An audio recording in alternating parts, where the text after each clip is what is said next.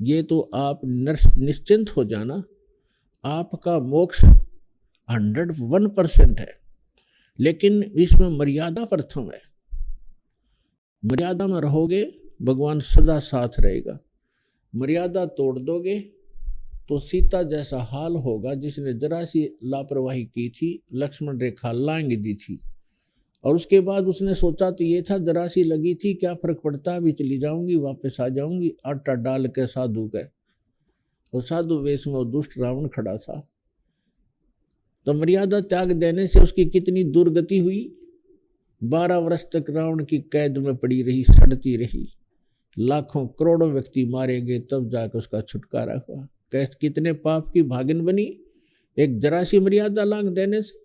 ठीक इसी प्रकार जो हंस भक्त परमात्मा का हंस और परमात्मा की दी हुई मर्यादा का उल्लंघन कर देगा, वो सीता की तरह पछताएगा और बहुत दूर हो जाएगा। अपने आत्मा मानुष शरीर प्राप्त करके हमें क्या करना चाहिए, ये ज्ञान सत्संग से होता है। और सत्संग में आने से पता चलता है कि मैं कर क्या रहा था और करना क्या चाहिए था। हम संसारिक व्यवहार में इतने रंगे जा चुके हैं, देखम देखा एक दूसरे को, और हमने उसी कार्य को अंतिम मान रखा है। बच्चे हो गए, उसको उनकी परवरिश कर दो, विवाह कर दो, उनको नौकरी रोजगार मिल जाए, भगवान बस ठीक हो गया, मर जाए बेशक। नहीं, ये जो कुछ भी होना था उस बच्चों की किस्मत ही फला करती थी जब तक हम सतभक्ति नहीं करते। जब तक हम सत साधना नहीं करते, परम संत की शरण में नहीं आते, तो अपना भाग्य ही प्राप्त होता है बच्चों को। प्रत्येक माता पिता की कोशिश होती है कि मैं अपने बच्चों को अच्छा पढ़ाऊं और ये अच्छे नौकरी प्राप्त करें, इनको सुख हो।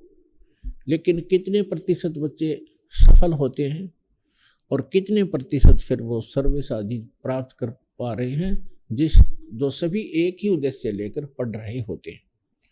तो इससे सिद्ध है कि उनकी किस्मत ही आगे आड़े आती है जब तक भक्ति नहीं करते।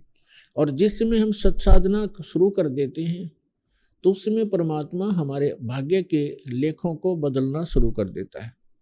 वो समर्थ परमात्मा ही हमारे कर्म के अंक, कर्म के लेख चेंज कर सकता है। उसके अतिरिक्त कोई भी, ना ब्रह्मा जी, ना विष्णु जी, ना शिव जी, ना दुर्गा जी, ना गणेश जी, और न ही ब्रह्म और परब्रह्म हमारे भाग्य को चेंज नहीं कर सकता। जैसा जिसका संस्कार वैसा ही मिलेगा। ठीक है, जो पुण्य करते हैं पुण्य अलग जमा होते रहेंगे, पाप करते हैं उनके पाप अलग डिपॉजिट होते रहेंगे, और दोनों ही आपको भोगने पड़ेंगे। और जब